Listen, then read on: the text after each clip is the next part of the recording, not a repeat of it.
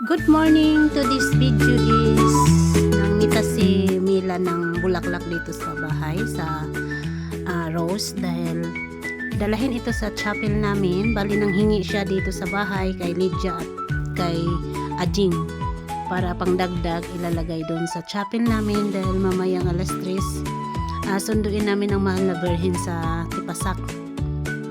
Bali iayos nila to sa chapel para pagdating ng mahal na birhen mamaya maganda yung chapel, maraming bulaklak. At pagkatapos nito pumunta na ako doon sa Purok dahil tapos na rin kami nagwalis dito sa paligid ng bahay namin or sa kalsada dahil nga by area kami maglinis para talaga malinis ang daanan. At pupunta ngayon ako doon sa Purok dahil nandun sila ni Kagawad Vilma, gumawa sila ng yung stick ng kawayan, yung butong ang tawag dito sa amin. Yun ang itayo sa gilid ng kalsada para lagyan ng ilaw para mamaya pagdaan ng mahal na birhen pag prosesyon mamayang alas 6 maliwanag po ang daanan. Ganito po sa amin taon-taon, basta darating yung mahal na birhen talagang nag-prepare kami. Makita ninyo sa kalsada, ayan, malinis na dahil nagbayanihan nga by Purok ang paglilinis dito para maganda talaga ang daanan. At ito pala yung Purok 6. Ito ang Purok namin dito sa Purok 6. Ayan, may nagwawalis, may nagre-ready na para sa lagyan ng ilaw. Bali tulungan ito.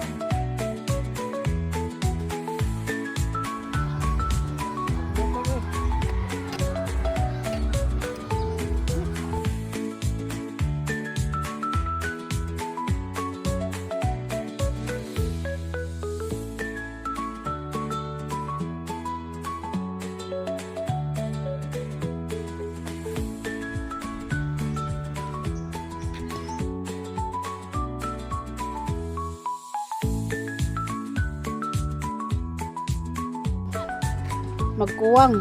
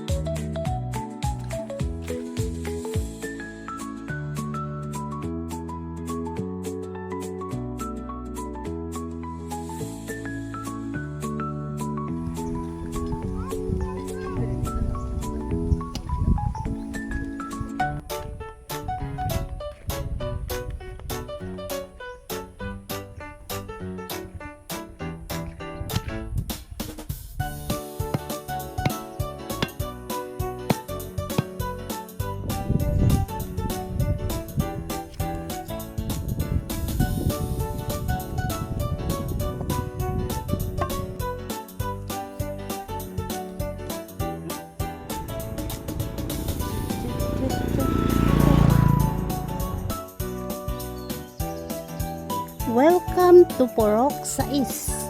Ito po ang aming Purok dito sa 6. Ayan, tapos na kami maglagay ng mga kawayan na may bunot, ang tawag niyan. Mamaya lalagyan ng gas ito. Buhusan ng gas para mamaya pagdaan ng birhen sisindihan, may ilaw na siya. Kasi mamayang alas 3 sunduin namin ang mahal na birhen sa Tipasak. Tapos dalahin namin sa chapel namin at pagdating na alas 5 may mass ng alas 5, tapos siguro mga alas 6 procession na siya dahil paikot dito sa aming baryo sa Magsaysay. Ito mahal na birhen is yearly pala ito. Yearly ito magpunta sa mga bawat baryo. Ayan, dito sa area na to mayroon nang nilagay, malinis na. At dito namang area mayroon din, lagyan na nila. Dito sa amin yearly dahil darating nga ang mahal na birhen, by Purok ang paglilinis ng paligid.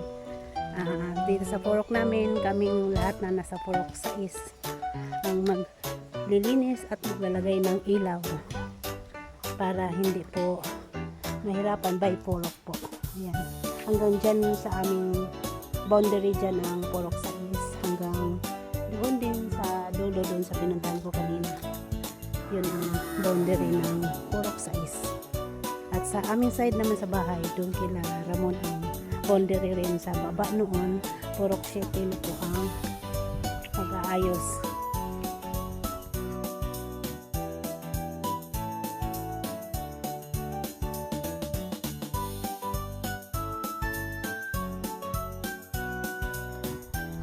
Kamay ka, dapat tayo kayo.